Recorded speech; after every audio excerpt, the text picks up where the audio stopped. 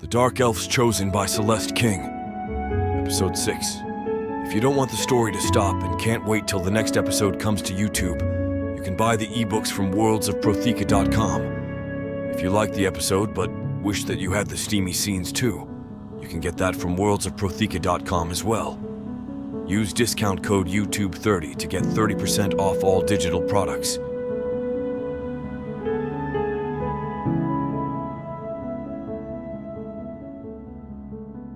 Chapter 51, Savannah. I can't help but steal glances at Julius's ass as we walk. As the day goes on, my desire for him grows more potent and insistent. I'm driven mad with lust, and there are so many things I should be focusing on right now. A dark elf's ass should not be one of them. "Did you say something?" Julius suddenly asks, turning toward me with a quizzical expression and a cheeky grin. "No," I reply, trying to keep my voice steady and agreeable. "Why do you ask?" "I could have sworn I heard you say something," he says, still looking puzzled, before shrugging it off and continuing. My heart races, wondering if he somehow knows I've been getting off on his arse and the powerful muscles of his shoulders and back for the last hour. As we walk, I direct my thoughts to more important matters, like the fact that we've been travelling for days without encountering any villages or people who might offer advice on whether we're going the right way. The thought unsettles me, and just as I'm about to voice my concerns, Julius turns to me again and says, "Don't worry, this is the right way." It's uncanny, like he read my thoughts. I stare at him, bewildered, to say the least. What is going on? And also, where the hell are we going? We are on a path that leads over a mountain. Unfortunately, right now, we are on the path upward, and I am so sick of walking that I could scream. I stop in my tracks, my heart pounding furiously as an alien thought infiltrates my mind. It's fragmented and disjointed, but I understand it. Julius has no idea where we're going. The realization sends a shiver down my spine, and I can't help but confront him about it. "Julius," I say, trying to keep my voice steady despite the annoyance and tiredness brewing inside me. "I trust you, but I need to ask you, and I want an honest answer, because I know that you have no idea where we're headed." Julius turns. He looks taken aback momentarily, before attempting to play it off with a casual shrug. "Trust me, I am just following our finely tuned instincts." "You're bullshitting me now, Julius. I have known you long enough to know when you're being dishonest." I scold him. He hesitates briefly, then admits, "I thought you were going to say that." His confession fuels the fire of my suspicions. "You see?" I exclaim, my voice cracking under my frustration and confusion. My words hang heavy in the air between us, and Julius looks at me with concern and disbelief. He opens his mouth to speak, but I cut him off before he can say anything. "Can't you feel it? The way your body calls out to mine and every fibre of my being yearns for you, and these thoughts, your thoughts, that worm their way into my mind unbidden. It's like something is forming between us, a bridge that was never there before," I tell him, hoping that he will admit what I truly know now to be true. My chest heaves as I finish speaking, my eyes locked onto Julius, searching for any sign that he understands what I'm going through. For a moment he says nothing, and I decide, if he does not, I will scream.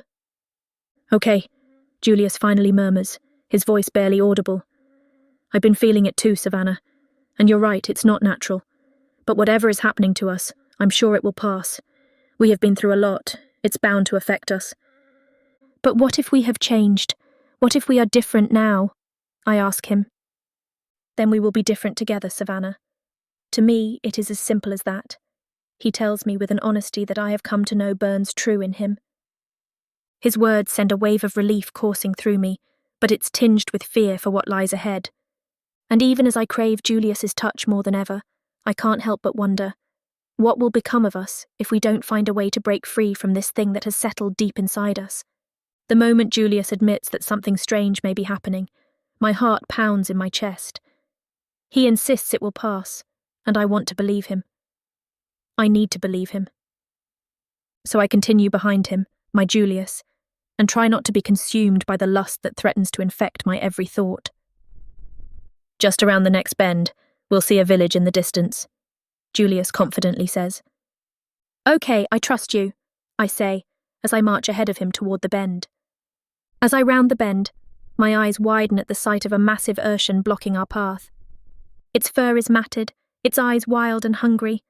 My breath catches in my throat as fear grips my entire being. I scream. The urchin rears up on its hind legs, roaring ferociously. It charges toward me with an alarming speed, and I hear Julius shout, "I'm coming!" But even as he races to my side, I know he won't make it in time. A surge of panic courses through me, and I feel something inside me crack like glass shattering. Suddenly, a bolt of magic explodes from me, slamming into the urchin's massive form. The beast drops to the ground, dead, and for a moment, all I can do is stare at it, my mind racing. What the fuck just happened? Julius! I whirl around, my heart sinking as I see him on his knees, gasping for breath. I rush to him, fear making my hands tremble as I touch his face. "What happened? Are you okay?" He looks at me with wide, disoriented eyes. I suddenly went weak," he murmurs, his voice barely audible. His gaze shifts to the lifeless urchin, and he whispers, "What did you do to it?" "I don't know," I reply, my voice shaking. I just... It's like something inside me broke free, and I don't understand." I help him to his feet. "It's okay, I think I do," he tells me, looking deep into my eyes. Then, his gaze shifts over my shoulder. "Look, I told you," Julius says, pointing down across the valley. I turn to see the ocean, and between us and it, here on this mountain, a little town is nestled in between. Chapter 52, Savannah. The old little elf seems delightful, and I must admit it is a relief to meet someone friendly for a change. His smile is quite infectious, and I find myself smiling back. Julius seems to be smiling as well, yet I can't shake the feeling that Julius said something rude to him. His smile never wavered. It's like I heard it, but I know I didn't. Strange. "I am Amos Grimshroud, proud owner of the Smuggler's Rest," Amos says, his voice deep and kind. "And we are happy to have you abroad." Julius seizes the opportunity. "I am Julius of the Rosenfire family of Orthani, and this is Savannah Friedman," he says with a bow. The way he announces his full title sends shivers down my spine. Damn, that's sexy. "Ah, the mighty Rosenfire family," Amos exclaims, his eyes lighting up. "Your name is known far and wide, and it is an honor to have you here." Julius beams, clearly pleased by the flattery. My heart races at the sight of him basking in the respect he so effortlessly commands. There's just something about his power that's irresistible. "Thank you, Amos," Julius replies graciously. "We're glad to have found your establishment." Of course, of course. It's not every day we have such esteemed guests," Amos gushes. I watch Julius accept the praise with ease, then broach the outstanding matter with ease after he clears his throat. "Amos, I regret to say that we are temporarily without money, having been robbed on our way here," he states. Oh dear, what a tragedy." "My poor girl, I'm so sorry," Amos says, turning his gaze toward me. "Did they violate you?" I wasn't expecting that. No, I'm still intact." My face burns, and I look sidelong at Julius, hoping for a little help in changing the subject. "Oh, that's music to my ears. You hear stories about what the bandits do to women, unspeakable, filthy, dirty things." Amos seems to drift off in thought. "Ah, but let me tell you how I, Julius Rosenfire, fought off the 6 brutes to protect her," Julius announces with great pleasure. He's no help at all, clearly. "I commend you, sir," Amos tells Julius. "Indeed, these ruffians thought they could take us unawares, but they underestimated the might of a Rosenfire." "How thrilling, a real hero," Amos says. "Yes, indeed he is," I say, trying to keep the sarcasm from my tone. "He is a hero to me, but he's also preening, and all I can think about is the bed and bath waiting for me upstairs. They didn't have a chance, and all I had was a stick." Julius starts to act out the fight, flinging his hands and body about as he battles the imaginary attackers. Amos listens, utterly captivated. "All 6, you say?" Indeed, they won't mess with Julius again, I'll tell you that," Julius declares. "By the mother, what a tale," Amos exclaims once Julius finishes. "Yet they stole your money?" "Alas, yes, I had to get Savannah to safety." Damn, the money I thought, my dear, dear Savannah, is worth more than coin. Well, your word is worth your weight in diamonds. I have every reason to believe you will pay at your earliest convenience, Amos declares. You have my word and deepest thanks, Julius says. Thank you, Amos, Julius replies, his relief evident in his voice. Right then, let's get you checked in. I'm sure the lady will want to rest her head after her ordeal. Amos smiles at me. Thank you, Mr. Grimshroud. I would very much like that, I reply. Please call me Amos, he says with a smile. Now tell me, Amos continues, his tone suddenly serious. Are you two married, mated, or fated? Both Julius and I exchange surprised glances at the unexpected question. Fated, I think, feeling an inexplicable connection to Julius. As if he heard my thoughts, Julius immediately nods in agreement. I agree with Savannah. We're fated, he says, giving me a curious look that makes my heart race, wondering how he could possibly know. I see, Amos replies. In that case, we have 2 lovely rooms on the top floor. 2? Julius raises an eyebrow, clearly unhappy with the arrangement. Indeed, Amos says firmly. We have a strict policy against fornication. They like saying that word around here. I find it vulgar. It sounds like a dental procedure. Fine, Julius grumbles, though I can see he's not pleased. If I'm being honest, neither am I. But I keep my disappointment to myself. Outstanding. Oh, you'll love the view of Milthar from your rooms, Amos says with a warm smile. His words catch my attention, and I can't help but glance at Julius, remembering how he had told me it was Auckland we could see. Did he lie to me, or does he really not know where we are? I should pay closer attention to Julius and the words that come from his mouth. Milthar, Julius echoes, his voice wavering ever so slightly. Indeed, Amos confirms, nodding. A beautiful sight, especially at sunset. Sounds lovely, I say softly, trying to hide my confusion and suspicion. Amos drops his hand onto the tiny button on the counter, and it pings. A clear sound fills the room, and moments later, a petite elderly elf woman enters the lobby. Her silver hair is pulled back into a tight bun, giving her an air of quiet elegance. Ah, Mara, there you are. Amos greets her affectionately. This is my dear and lovely wife, Mara. Mara's face beams with kindness that fills me with warmth. These are our new guests, Julius of the Rosenfire family and Savannah Friedman. They'll be staying in our top floor rooms. Charmed, Julius says with a bow. Lovely to meet you, Mrs. Grimshroud, I say. Please, my dear, call me Mara, Mara tells me. I'd be delighted to, I reply. It's a pleasure to meet you both. If you follow me, I will show you to your rooms. Mara says, her voice soft and her eyes twinkling. Thank you, Mara, Julius says graciously. This way, Mara instructs us. This place is lovely, I say. Thank you. We do our best to keep it as good as the day we opened, Mara replies, beaming even brighter. She gestures for us to follow her, then leads us towards an enchanted landing with brass fittings and an iron great door. I've only seen a few of these before, but they are the height of luxury, and despite the surprise of finding one in this quaint little excitement surges. We're back to civilization at last. A quick peek at Julius tells me he's thinking the same thing, and his grin only confirms it. We enter, and Mara closes the gate with a clang. Tell me, I ask Mara, why is it called Smuggler's Rest? Well, legend has it this town was once a smuggler outpost. Long before we came, of course, Mara says with a girlish giggle. Of course, I reply, and orcs leap.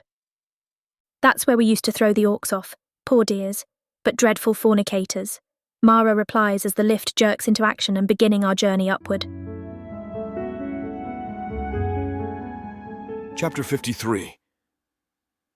Julius. The moment I step into the room, I'm struck by its grandeur. High ceilings, deep ocean blue walls, and lavish furnishings make it one of the most luxurious rooms I've ever stayed in. Mara, standing beside me, watches my reaction with a knowing smile. Your room, Mr. Rosenfire, she says softly. It is simply breathtaking, Mara. I cannot thank you enough, I reply. Dinner will be ready at 9. If you leave your clothes outside, they'll be cleaned and ready for you an hour before dinner." Her eyes sparkle as she smiles at me before closing the door behind her. I can't help but feel delighted by this unexpected comfort. The view from the window is breathtaking, the cliff top and the vast expanse of the ocean stretching out before me. But despite all of its splendor, I find myself wishing Savannah were here with me. Their insistence on separate rooms for us only serves to frustrate me more. Their prudishness is infuriating, especially when I'm so desperate to get my hands on Savannah. Oh, the things I will do to that woman when I get my hands on her. It's been too long waiting to indulge ourselves in each other's bodies, and I can't bear the wait any longer. "Think, Julius, think," I mutter to myself as I pace the room, my mind racing to devise a plan to circumvent the Grimshroud's restrictions. I can't let them dictate our desires or keep us apart. I need to find a way for Savannah and me to share a bed tonight. As I undress, I realize that I really could use a bath. The stink coming from both myself and my clothes would even make an orc heave, and that's saying something. I leave them outside the door to be cleaned, a peek down the corridor in the hope of seeing Savannah naked, putting her clothes out, catching my eye and inviting me in with bedroom eyes. But alas, no. I must endure this torture further. With a sigh, I walk over to the window, completely naked, and look out at the stunning view. The ocean stretches before me, its waves crashing against the cliffs below. The sun is beginning to set below the land far out to sea. My mind drifts back to the conversation with Savannah earlier. I can only hope she believes my wrong naming of the island was just an innocent mistake. But as I stand there, my thoughts shift to a dark corner. I imagine Savannah preparing for dinner by taking a luxurious bath in her room. I envision her wet, naked skin glistening as she steps out of the tub, droplets of water rolling down her body. The thought of her soapy breasts and the curve of her hips sends a rush of heat through me, and I feel my cock stiffening. "Oh," I mutter under my breath. Unable to resist, I close my hand tightly around my length, visions of Savannah flashing behind my eyes as I pump myself a few times. I release myself, ready to go and find Savannah myself, when movement catches my eye below me. An elderly elf on the path below stares up at me, her eyes wide with horror, staring directly at me in my exposed state. "Fuck!" I shout, darting backward in panic and embarrassment. In that moment of mortification, a small bolt shoots out from me with a loud crack. It smashes into a table and chair, sending them crashing to the floor.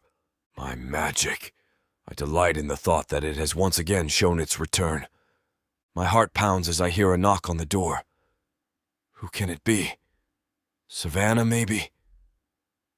I picture her standing naked as I open the door and feel myself stiffen again. With my heart and cock thumping, I take a deep breath and fling the door open with the thought of a naked Savannah there, ready to be taken. "Ah!" Amos's eyes wide and his mouth wide open. "Ah!" I cry out as I close the door to cover myself and then stick my head out. "Sorry about that." I watch Amos compose himself. I lived a long life, Julius. I've seen many things and done many things. Some I am proud of, some I am not. But what I've learned is that some things are best just forgotten. "Yes, I think you're right," I tell Amos. "So then, everything all right? I was just collecting your clothes and I heard noises coming from your room," he asks, his voice firm but concerned. "Yes," I stammer, trying to sound casual. "I just fell over. Tiredness has gripped me. I can see that." "Well, you get some rest then," Amos says, raising an eyebrow. I nod enthusiastically. "Yes, I shall." "And perhaps a cold bath," Amos says as he bundles up my clothes. "Breakfast at 9. "You mean dinner?" I reply.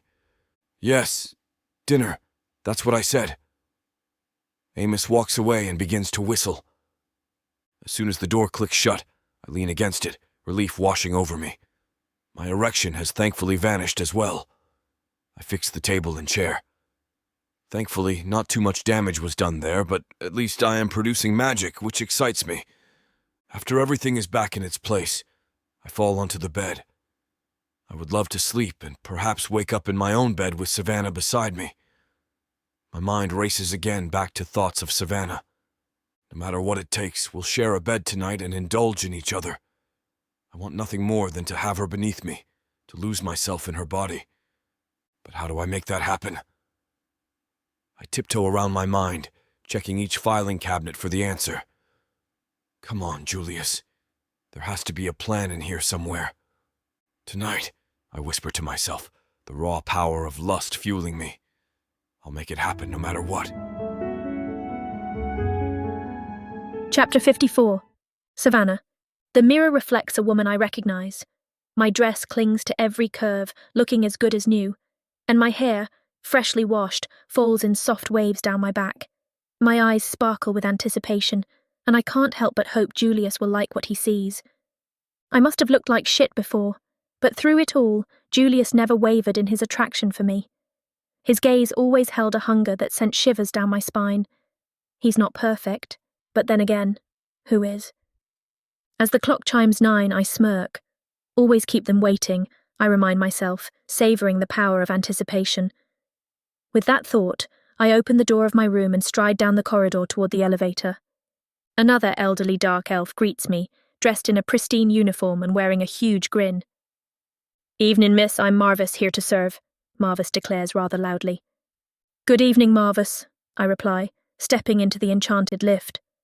Marvis closes the door and shouts, again rather too loudly, "Going down!" Which does make me jump in surprise. I suppress the urge to scold him for startling me like that. We begin our descent to the ground floor. The excitement builds within me as I imagine Julius's reaction when he sees me tonight. Soon enough, we reach the bottom floor. "Ground floor!" Marvis shouts, his voice echoing throughout the small space. I can't help but roll my eyes at his antics but keep my composure.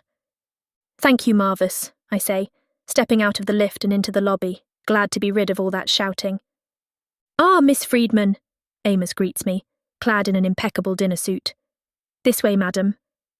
"Thank you, Amos," I respond, following him through the luxurious hallway. The anticipation bubbles inside me, and I can't wait to see Julius's reaction when he sees me all cleaned up. As Amos opens the doors to the dining room, I take a deep breath and step inside. The sight before me leaves me breathless. The room is beautifully laid out, illuminated by the soft glow of candles casting flickering shadows on the walls. The table is elegantly set, adorned with the finest silverware and fresh flowers. But what truly captures my attention is Julius, standing tall and regal as he waits for me. Yet before I reach him, I can feel his words gathering in his head, and I know what he will say, and I am delighted by that. "Oh, Savannah," Julius says, his voice warm and inviting. "You look stunning." "Thank you," I respond, cheeks flushing slightly at his compliment as I take my seat across from him. "Hungry?" Julius asks me with a twinkle in his eye. "Famished," I respond enthusiastically, no doubt with a twinkle in my eye to be noted. Amos reappears with some wine, and he pours, and Julius tastes. "Oh, beautiful," Julius exclaims. "From Milthar," Amos says. "Ha, you know that was what I was thinking, my man," Julius says with delight. Amos pours each of us a generous glass, and we delightfully gulp it. "I must admit, minotaurs make the best of wines," Amos says. "I agree wholeheartedly," Julius states, draining another glass. "But aren't minotaurs ghastly beasts?" I ask. "I have never encountered one, but I have heard the stories." "Quite the opposite, in fact," Julius assures me. "Minotaurs are cultured and noble beings, not quite as cultured and noble as the dark elves, of course, but I suppose they're better company than most of the other races. They are guardians of a light that many wish to put out. They even wrote a book detailing 1,000 ways to kill an orc so that civilization could flourish. It was a genius piece of work." "Fucking orcs," Amos interjects, his voice dripping with contempt. Realizing his outburst, he quickly composes himself. "Excuse me, dinner will be served presently." "So, how was your bath?" Julius asks as he leans his elbow on the table. "Delightful," I reply, feeling the wine go to my head already. "I can only imagine," Julius says with a wicked grin. Then, with a flourish, Amos reappears and begins serving our dinner. The aroma alone makes my mouth water. As Amos departs, our hunger overtakes us, and we devour every morsel, laughing at how clean our plates are afterward. Amazing that food exists that does not taste like dirt, I joke.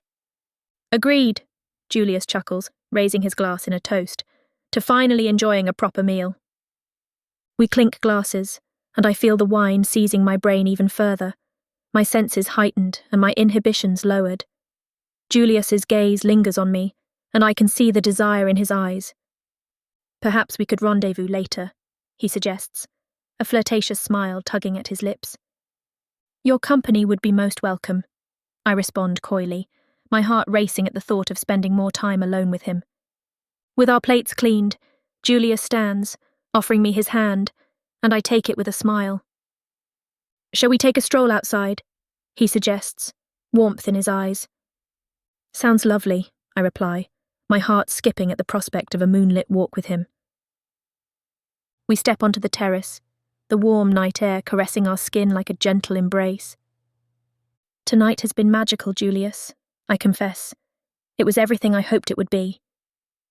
Me too, Savannah, he murmurs, bringing my hand to his lips and pressing a tender kiss upon it.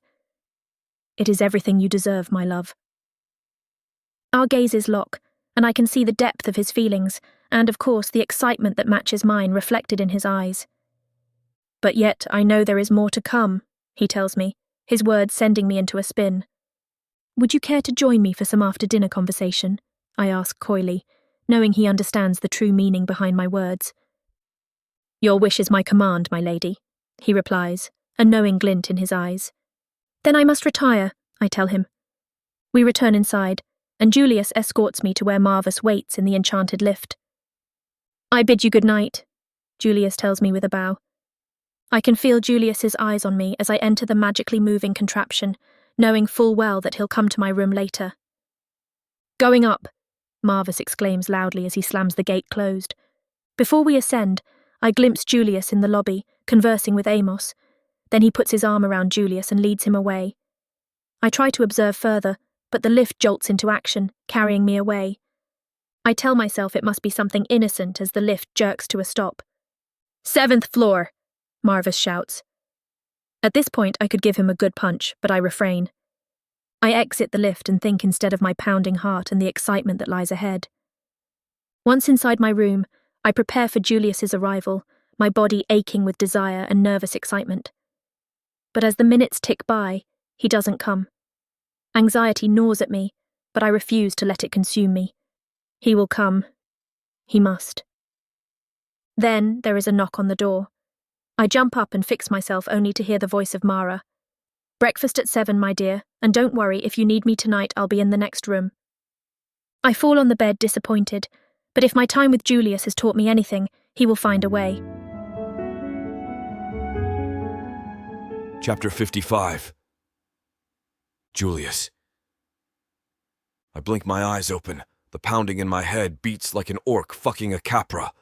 The light from the window pierces through the curtains, and I squint at its assault. I'm still in my clothes, and I wonder why. Fuck, I mutter, realizing I was supposed to meet Savannah in her room. I've missed my chance, and it feels like my body is punishing me for it. A knock on the door interrupts my self-pity. Struggling upright, I call out, "Hello?" "Dinner at 7. Amos's happy voice travels through the door to me. "You mean breakfast?" I correct him yet again. "Yes, breakfast, that's what I said." Amos calls back. "Really?" "All right, on my way," I say. There is really no point in arguing anymore. I heave myself up and rub my head. When I look down, I find I'm not wearing shoes or socks. What happened? I splash cold water on my face, trying to wash back the memory of last night. My head throbs like a jackhammer. I steady myself and open the door to my room. "Get it together," I tell myself as I head down the corridor. What's that smell? I reach the lift gate, which is closed, so I kick it and take great delight in that. "Bastard," I grumble, rubbing my temples. With a deep breath, I begin my descent down the stairs, each step sending shocks through my skull. "Where are you, Julius?" Savannah's voice rings out, clear as crystal. I freeze, gripping the railing. That voice, it's so close. But when I whip my head around, there's no one there. It must be my imagination, or maybe just the hangover fucking with me.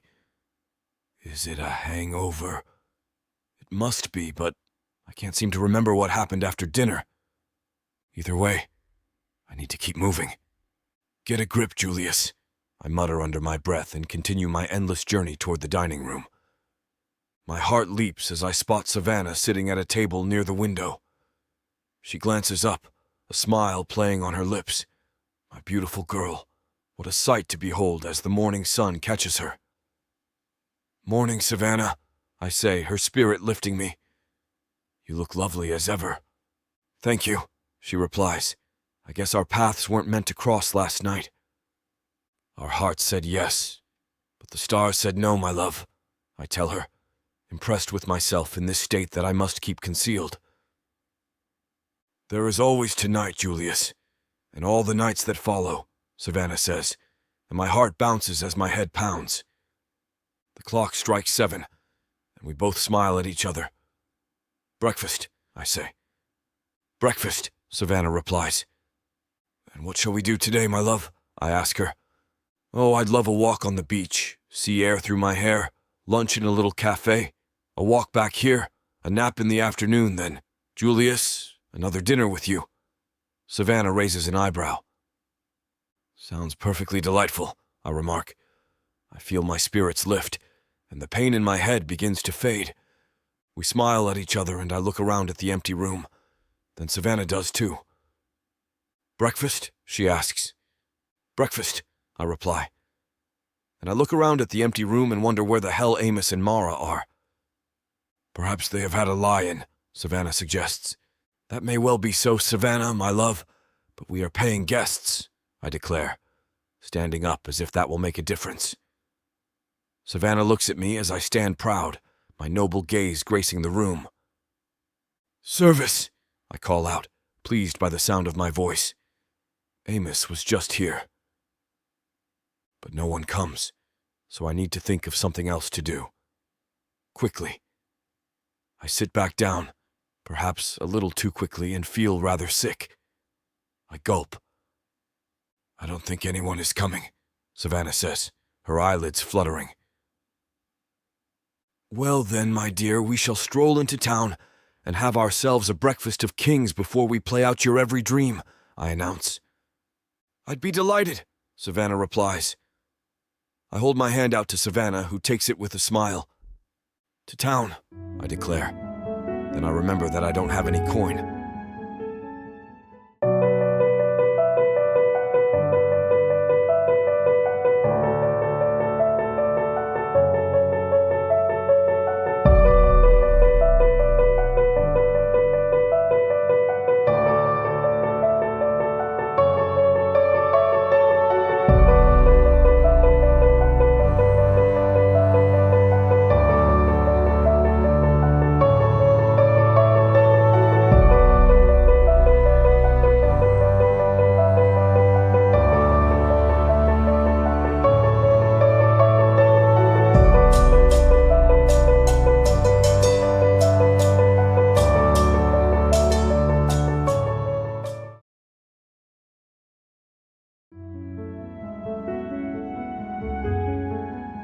Chapter 56. Savannah. Sunlight caresses my skin, warming me from within as Julius and I stroll down to the small town.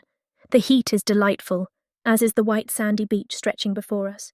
The clear blue water sparkles beneath the sun. It's a little paradise we have found. The little town is awake as elderly dark elves go about their business with a smile. Good morning, an elderly woman calls out, smiling as she passes us by. Lovely day, isn't it? Indeed it is, Julius replies, offering her a charming grin that sends shivers of delight down my spine. Enjoy your day, another elderly man chimes in, tipping his hat to us. Their friendliness catches me off guard. It's been so long since I experienced such warmth from strangers. Shall we sit on the beach for a bit? Julius suggests, nodding toward a picturesque spot near the shore. Sounds perfect, I agree. As we settle onto the sand, I can't help but wonder if Julius has experienced the same strange phenomenon I have lately. the feeling of hearing his thoughts. Yes, I believe it a good time to bring it up. I glance at him and ask, Julius, can I ask you something? Anything, Julius replies. It's probably nothing, but... I begin, but hesitate. What if he thought me mad? Yes, Julius says. Well, have you been hearing my thoughts? I finally say. His eyes widen, and he looks equally startled. I was just about to ask you the same thing, he says. Really? I gasp, taken aback by the coincidence. Why do you think it is happening? Well, could it be because of our deep connection? Julius suggests, his voice low and uncertain. Could it really be that? I'm unsure. Why are you unsure? Julius asks. You see, I shout. Oh yes, it just happened, Julius states. I've never heard of such a thing happening before, I admit, my brow furrowing in thought. Neither have I, he concedes, his gaze intense as it meets mine. But what could it be if it's not due to our connection? A shiver runs through me as the implications of this newfound ability begin to sink in. What if it's something more sinister than we realise? We sit in silence for a moment. I try to listen to Julius's thoughts, but nothing comes up. Let's eat, Julius says. There's so much to unpack about all of this, but for now, with no answers in sight, I'm as eager as Julius seems to be to change the subject. Too many strange things have been happening of late, and it's nearly more than I can bear. Oh yes, I'm starving, I reply. Hunger gnaws at my insides as we stroll through the town, and I can't help but worry about how we'll pay for a meal. I glance at Julius, who seems calm, his confidence infectious. Trusting him to handle the situation, I don't voice my concern. Let's try that cafe, Julius suggests, pointing at a quaint little place called the Hapa Cafe. The aroma of freshly brewed caffo wafts through the air. Smells perfect, I tell him. We enter the cafe. It is cool and welcoming with oak tables and big comfortable chairs. An elderly elf woman stands behind the counter. Her eyes crinkle with genuine kindness as she greets us. Morning, dears. Take a seat and I'll be right with you, she calls. Thank you, I reply, my eye drawn to a quiet corner by the window. We make our way over and settle into the cosy nook. Isn't this just lovely? I say, unable to contain my delight. It is, Julius agrees, his lips curving into a fond smile. The owner approaches with menus in hand. Would you like some caffo, dears? Absolutely, Julius answers for both of us. Coming right up. She bustles away, leaving us to look at the menu. Everything looks so delicious, I murmur, my fingers tracing the handwritten descriptions of each dish. Let's get the kaijie, Julius suggests, his voice full of enthusiasm. It sounds amazing. Agreed, I nod, excitement building at the thought of it. The owner returns with 2 steaming cups of deep blue caffo, setting them down gently before us. Ready to order? 2 kaijias, please, Julius says, his eyes meeting mine with a warm smile. Coming right up! The owner disappears into the kitchen, leaving us to enjoy our drinks and each other's company. Well, here's to a perfect day by the sea, I say, raising my cup of coffee as Julius lifts him to greet it. To a perfect day, Julius adds. The little elf lady arrives with our plates of food that smells wonderful. How long you folks here for? The little elf lady asks with a smile. Well, we haven't really decided yet, to be honest, I tell her. Married? The little elf lady asks us. Julius and I glance at each other, slightly taken aback by the question. Ah, no, Julius says. I see, the little elf lady says. Well, enjoy. Delightful dish, Julius says, and I can't help but agree. Beautiful smoked fish, cooked just right Nabella rice, and delicious, juicy boiled eggs. Julius winks at me and says, Okay, leave this to me. He walks over to talk to the owner about payment. I watch nervously as Julius enters into an animated speech I can't hear, but I'm glad when it ends with smiles and thanks between Julius and the owner. Ready to go? Julius asks as he returns to our table, a satisfied grin on his face. Absolutely, I say, relieved. As we leave the cafe, Julius suggests a walk along the promenade. The scenery is lovely, lined with palm trees swaying gently in the breeze. Sounds perfect, I agree, feeling content as we stroll hand in hand. Along the route, we encounter some exercise machines. Julius, always the entertainer, decides to show off his skills. I giggle at his antics, but find myself unable to resist the allure of his flexing muscles and toned body. My desire for him suddenly consumes my thoughts. It swarms through like a tidal wave. Unable to contain myself any longer, I rush over to Julius, my body tingling with desire. "Julius," I say, my voice breathy and filled with longing. "I can't take it any longer. I need you." "What? Here? Now?" he asks, his eyes wide, but a smirk tugging at the corner of his lips. "Now, Julius, anywhere," I plead, my heart racing fast, desire entirely taking over me. "Okay," Julius says, grinning mischievously as he takes control of the situation. "There." He points to a lone bathing hut near the shoreline. My pulse quickens as I allow Julius to guide me across the sand, the anticipation only intensifying my desire. God, I can't believe how badly I want him right now. Julius pulls me across the sand to the hut. I need him so badly. He flings open the door to the bathing hut without hesitation. Our hearts drop at the sight of Ulrin sitting inside, engrossed in his notebook. He looks up and smiles. I'm afraid this one is taken. Chapter 57. Julius. I grit my teeth as I try to summon the magic within me, beads of sweat forming on my forehead. My hands tremble with the effort, but all that comes out are frustrated grunts and shallow breaths. "Come on," I mutter, desperation creeping in. I can feel it, the raw power deep inside. But it's just out of reach, like a stubborn knot refusing to unravel. My legs buckle beneath me and I collapse onto my bed, exhausted and frustrated as I stare up at the ceiling of my room. Oh, my magic, how I long it to return completely. I am a shell of an elf without it. But it is only a matter of time. I hope. Savannah. My poor Savannah has taken to her room. She feels shame in letting loose like that on the beach, and the thought of what that elf must think of her has dampened her poor spirits. The very thought of that woman brings both comfort and confusion.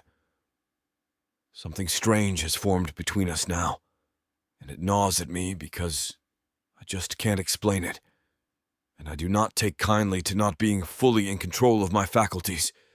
Yet, I wish she were here. Being away from her for even a moment now feels unbearable. I'm thinking a rendezvous this evening of the lustful kind might no longer be on the cards, but you never know. I shall work my magic over dinner and not let Amos distract me from the delights that await me in Savannah's ample bosom.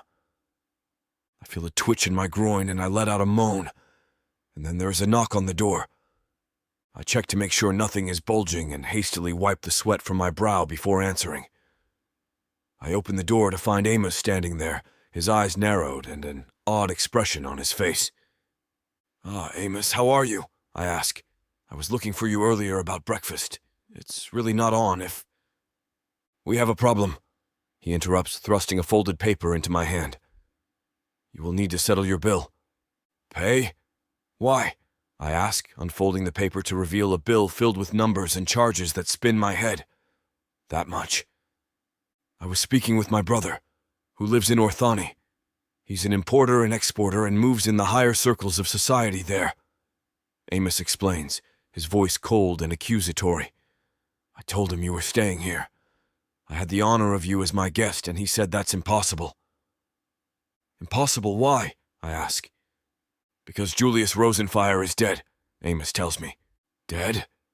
That can't be true," I protest, feeling a sudden chill run down my spine. "Are you calling my brother a liar?" Amos sneers, his eyes narrowing further. "How dare you?" I stare at Amos, my mind working overtime to try and come up with the words to talk myself out of this one. "Please," I say. "It is the best I can come up with." "Please? You, sir, are a scoundrel," Amos says.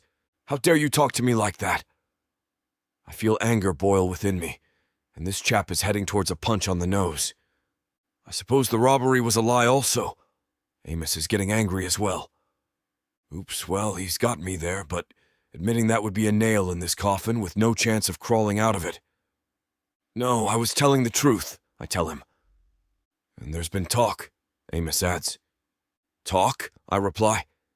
It would appear you have run up a bill at the Hapakapa as well, Amos states. A small amount, yes, that will be repaid, I say.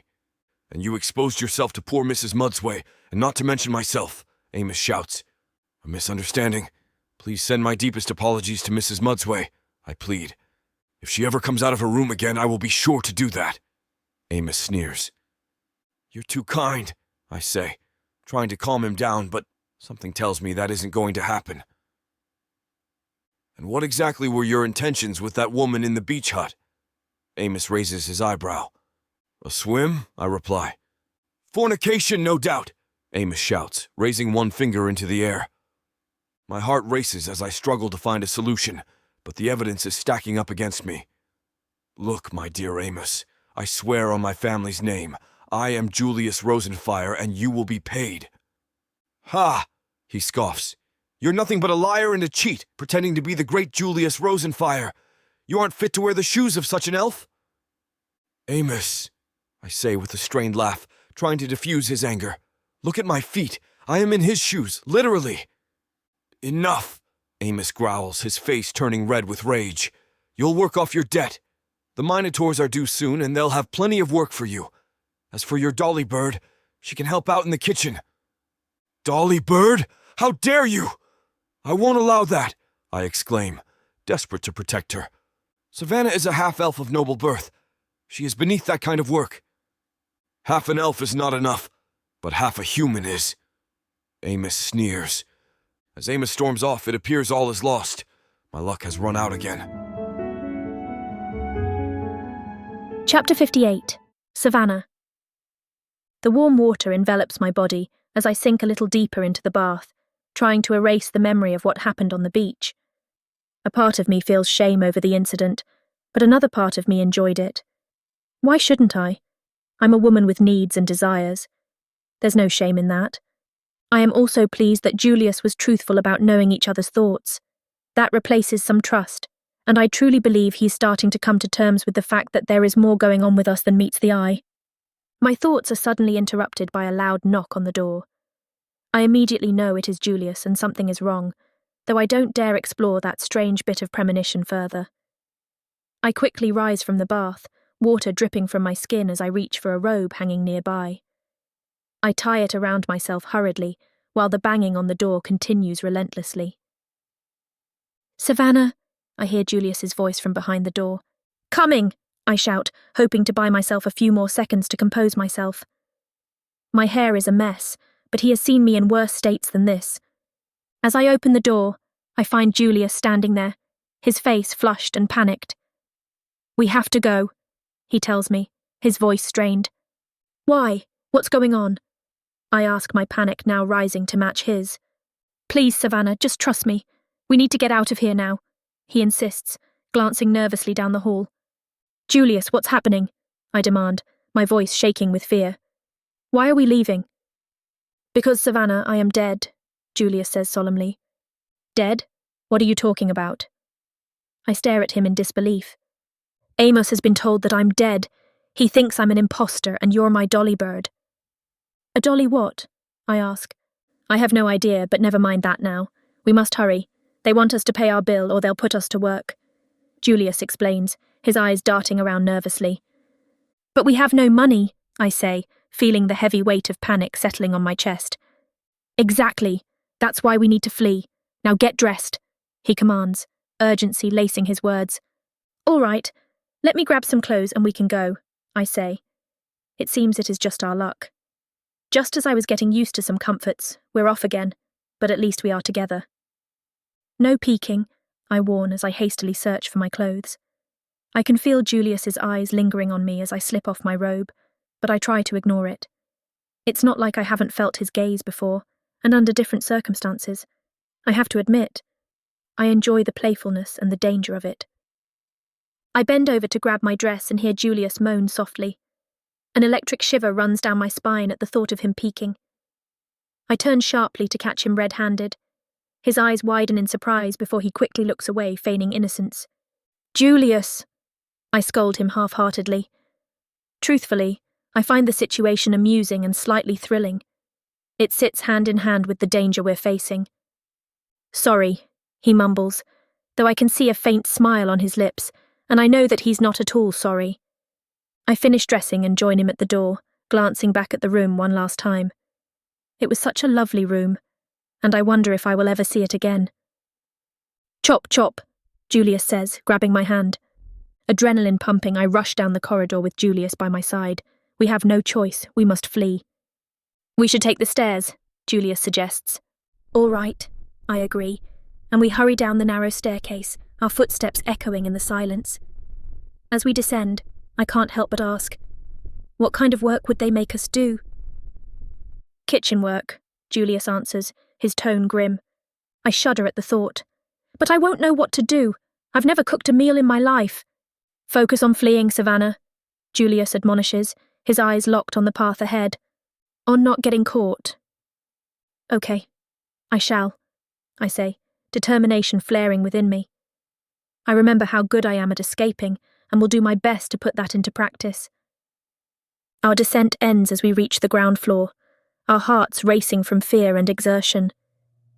Turning the corner towards the front door, we freeze in our tracks. There, standing between us and freedom, are Amos and Mara, their faces filled with thunder.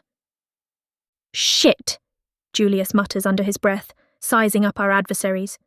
We could try rushing them. They're just old elves after all. Really? I reply. I mean, they are very old. We, I mean you, could hurt them. Trust me, Savannah, he says, gripping my hand tightly. Then a monstrous figure enters from outside, just as we share a determined nod, readying ourselves for the desperate charge. The doors flap back and forth from the force of his entrance. A massive minotaur steps in front of the elves, its muscular form towering over us. Its eyes lock onto us, and a guttural snarl escapes its throat. The terror gripping my heart is paralyzing, and an involuntary scream tears from my lips. Oh, fuck, Julius breathes, the hope draining from his eyes. Suddenly I feel a powerful force inside me, and my eyes widen as it seems to consume me. I hear a crackle and realize that it is coming from me. Then a bolt of magic shoots from me, one more powerful than the last. It shoots upward and strikes the beautiful chandelier hanging from the ceiling. To the horror of the grim shrouds, it creaks before finally giving way and smashing to the ground, sending 1,000 pieces sliding across the floor. Mara Grimshroud faints and falls in a heap on the floor as Amos Grimshroud runs to comfort her. I look around to see Julius passed out over a chair, and then the Minotaur lets out a ground-shaking roar. Chapter 59. Julius. The smell of salt and seaweed fills my nostrils as I slowly open my eyes. I feel weak and drained and have no idea where I am. I try to piece together what happened. The last thing I remember is that I was in the hotel lobby with Savannah. But where is she? Where am I? I mutter under my breath, glancing around the brightly lit cabin. The creaking of wood beneath me and the faint rocking motion confirm my suspicions. I'm on a ship. Panic grips me and I stagger out of bed, rushing to the small window. Please don't let us be at sea, I whisper desperately. But as I peer out, relief washes over me. The ship is docked in a port, and I recognize Orc's Leap and the hotel in the distance. Thank fuck. But where's Savannah? Dread gnaws at me as I remember our desperate attempt to escape. What happened to us? Why was I struck down? There's something else I can't remember. However, it seems to slip through my fingers every time I try to grasp it. Damn it! I curse, frustration boiling up inside me. I need answers, and I need to find Savannah. I cannot bear to be without her. The cabin door swings open, and there stands a massive minotaur. The sight of him jolts my memory, sending a flood of recollection through my mind. His massive horns curve upward, framing a face with a surprisingly warm smile. I remember him now.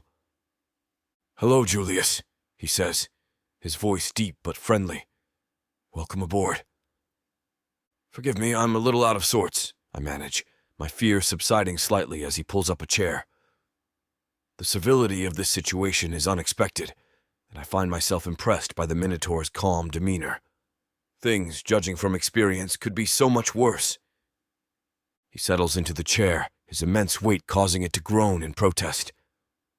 I know who you are, Julius Rosenfire, but for some reason someone wants everyone to think you're dead. I noticed that, I choke out. But why? That's not my concern, he replies, his tone steady. My concern is that I have a business to protect, and if the dark elves of this little town here say you're an imposter, then you're an imposter with a debt to work off, might I add. What does that mean? I ask. Simple, he says, leaning forward. You work for me until your debt is paid. And in between, maybe you'll even get to see the lovely Miss Savannah if you are well behaved. Something a noble dark elf such as yourself will find difficult, but it is advised. Where is she? I demand. The Minotaur chides, wagging a finger at me. You don't get to make demands, Julius. Just be grateful you're alive and that I'm not the kind of Minotaur who enjoys the torture of dark elves. I appreciate your kind, you dark elves. Well, understand how things work. I need to know if she's all right, I ask. She is fine if she has no fear of hard work, he says. Well, that doesn't make me feel any better. The thought of Savannah doomed to hard labor doesn't inspire confidence. Focus on your situation first, he says, his eyes narrowing. You have a debt to pay, remember? Fine, I relent, swallowing hard. But as much as I want to resent this Minotaur for keeping me from Savannah, I can't help but admire his practical approach to our predicament. It's clear that he values his business above all else, and that gives me hope that I can bargain our way out of this mess. Your reasoning makes sense, I admit, feeling a strange mixture of admiration and fear toward the Minotaur before me. You've got a logical mind. What do they call you, Minotaur? Ajax, he replies with a nod. But you can call me Jax if you like. The men do, and you're one of the crew for the foreseeable future. Wait, we're not going to see, are we? I panic, my heart racing at the thought of being stuck on a ship far from Savannah. Relax, Jax chuckles, his deep voice bouncing off the cabin's wood-paneled walls. Not yet, at least. Relief washes over me. The pain of not being with Savannah is unbearable. Here, Jax says, extending a glass filled with wine. It'll be nice to have some sophisticated company for once.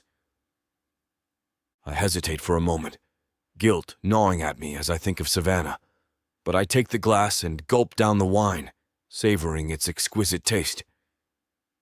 So you are a businessman, Jax, I say, the wine going straight to my head. I make money so I can drink and think. Without money, you merely drink so you don't think, Jax says, sipping his wine. I admire that. Philosophy is the rich man's plaything, after all, I say, beginning to enjoy the situation. As we continue to drink, I enjoy our conversation. Despite his fearsome appearance, I can't help but appreciate Jax's intellect and insight. But even as I begin to enjoy myself, the ever-present ache for Savannah lingers in the background. Enough now. We have an early start, Jax says eventually, draining the last of his wine. It's been a pleasure. And thank you, Jax, I reply, swaying slightly from the wine. I look forward to a good night's sleep. The bed looks quite comfortable. Jax smirks, his eyes glinting with mischief. Ah, but that bed is mine, Julius. You'll be sleeping elsewhere. Elsewhere? I ask. Indeed. Jax raises his voice and calls out, Gore! The cabin door bursts open, revealing another massive Minotaur. His muscles ripple as he strides toward me, and a chill runs down my spine. This can't be good. Take Julius to his quarters, Jax orders. Gore grunts in acknowledgement and roughly grabs me by the arm, dragging me out of Jax's warm, inviting cabin. Wait, where are you taking me? I stammer, fear gripping my heart as we descend into the bowels of the ship. Your room! Gore growls, shoving me into a dark, cold storeroom. The door slams shut behind me, and I hear the unmistakable sound of a lock clicking into place. Let me out! I shout, pounding on the door. But it's useless. No one will hear me. No one cares but Savannah, and she's lost to me now. The darkness presses in around me, and I strain to make out my surroundings. I can hear the scuttling of rodents in the walls of the room, their large claws scraping against the wood. My heart hammers in my chest, and I feel my breath coming in shallow gasps.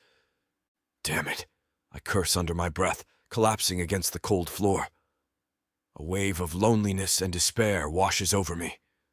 I long for Savannah's warm embrace and her soft words of comfort. But she is far away, and I am trapped here, alone and afraid. Savannah, I whisper to the dark as the wine takes further hold, and I feel my eyes close with the faint hope to dream of Savannah. Chapter 60. Savannah. I blink as my eyes adjust to the light and take in the simplicity of the room. A small table in the corner with a single chair, the bare walls devoid of any decorations. Behind me, there is a tiny window, but at least it brings in light. The events of last night come back to me like a bad dream. The terrifying Minotaur carrying Julius away, then Mara marching me to this room, forcing me to strip down and confiscating my clothes. I clutch the sheets to my naked body, praying that Julius is safe. The sound of the lock on the door releasing forces me to sit up, my heart pounding in my chest. The door swings open, revealing Mara with a cold smile plastered on her face. She is no longer the kind and radiating elf, I know. Her face is now hard and stiff like stone. "Good morning," she greets me. "It's almost time for your first shift." "Shift?" I ask, confusion furrowing my brow. "Yes," she says, tossing a bundle of fabric at me. "It's not the outcome Amos and I desired, but you and that scoundrel have only yourself to blame. We are the victims here." "I assure you, Mara." "You'll address me as Mrs. Grimshroud," Mara says, cutting me off. "I assure you, Mrs. Grimshroud, this is all a terrible mistake," I try to explain. Clearly unwilling to listen, Mara says, "Get dressed, and I'll introduce you to Gustav." "Who's Gustav?" I inquire, eyeing the dull dress she's thrown me onto the bed. "Our head chef," Mara replies, leaning against the doorframe. "He can be fair if you work hard enough." Her tone implies that it will take a lot of work to please Gustav. I hesitate, unsure if I should change in front of her. But Mara doesn't budge, her gaze remaining fixed on me. The dress in my hands feels like a slap to the face. Its dull, poorly stitched fabric mocks me. I glance at Mara, expecting her to leave so I can change in peace, but she just stands there with her arms folded over her chest. "Well, hurry, girl. You must not keep Gustav waiting," she says. My cheeks flushed with embarrassment as I slid myself out of bed, trying my best to shield my nakedness from her gaze. The shame of it all is almost too much to bear. "As you wish," I mutter, hastily slipping on the coarse dress. The material scratches at my skin, and I'm grateful there's no mirror here to show me how wretched I must look. Julius would barely recognize me like this. The thought of being apart from him sends sadness through me that is almost too much to bear. I need to know he is safe.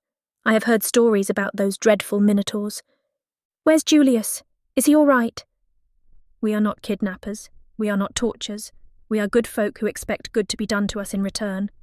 Mara sneers, her eyes narrowing. "Of course not. I would never think that," I tell her, even though I would like to point to her that I am indeed kidnapped, and putting me to work in the kitchens against my will is indeed torture. "He's safe. Both of you will be free to go once your debt is paid off. We're elves of honor, not like you two." "And just how much is our debt?" I ask, fear creeping into my voice. "Considerably higher since the chandelier incident," she replies, her smile widening. "But don't worry, dear. If you work hard enough, you can pay it off." "I'm sorry about the chandelier," I say softly, knowing that apologies won't change anything but feeling compelled to offer one anyway.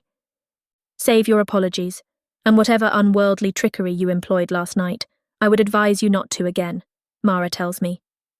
"I promise," I reply, "but I think whatever I now possess just might come in handy if I learn how to use it properly. Just do as you're told, keep your head down, and work hard." With that, Mara turns on her heel and gestures for me to follow her. As we walked away from the room, I could only take her word that Julius was safe, and that we could escape all this together somehow. The corridor seems to stretch forever, each step echoing through the brightly lit hall. Mara's voice breaks the silence with a lighter tone. "It'll be a busy day in the kitchen today." "Why?" I ask. "Amos and I are hosting the annual Most Honourable Dark Elf Awards Gala tonight. Gustav will be glad of the help." My heart lurches at the mention of cooking. I've never even set foot in a kitchen before. How could I possibly be of help to this Gustav? I can't let Mara see the panic rising within me. "You should take this as an opportunity to learn," Mara replies, a hint of pride in her voice. "Gustav's produces the most delicate and refined dishes that require finely tuned skills that only a few possess." "I shall try," I managed to say, forcing a weak smile onto my face. "Indeed you should," Mara says, pushing open the swing doors to the kitchen. "This way." The marvellous smells hit me immediately, an intoxicating blend of spices and rich flavours. My stomach growls, betraying my hunger. Humans scurry about, their faces flush with determination as they chop, stir, and season. "Over here," Mara commands, leading me deeper into the bustling kitchen. I follow closely behind her, trying to make myself as small as possible, avoiding the frantic workers. As we turn a corner, Mara announces, "Introducing the wonderful Gustav." My eyes widen as I look at the large orc standing over a pot, stirring its contents with a massive spoon. He turns at Mara's voice, his frightful glare locking onto me, sending shivers down my spine, an apron clinging to his muscular frame, a chef's hat perched atop his head.